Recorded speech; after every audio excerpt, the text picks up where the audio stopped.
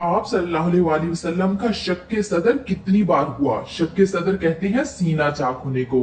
आप सल्लल्लाहु अलैहि वसल्लम का सीना कितनी बार चाक किया गया और ये किस उम्र में हुआ और इसकी हिकमतें क्या क्या हैं? तो आइए चलिए हम बात करते हैं इस वीडियो में। हजरत मौलाना शाह अब्दुल अजीज मुहद्दिस देहलवी रहमतुल्लाह अलैह ने सूरह अलम नशरा की तफसीर में लिखा है कि 4 मर्तबा आपका सीना चाक किया गया और इसमें नूरे हिकमत का खजीना भरा गया।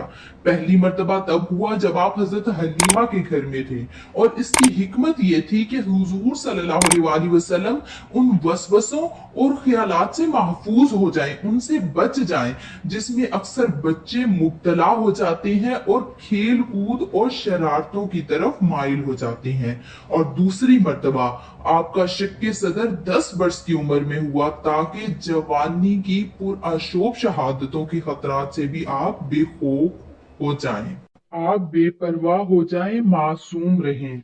और तीसरी बार शक्के सदर गारे हिरा में हुआ और आपके कल्ब में नूरे सकीना भर दिया गया ताकि आप वही इलाही के अजीम और गिरा बार बोझ को बर्दाश्त कर सकें।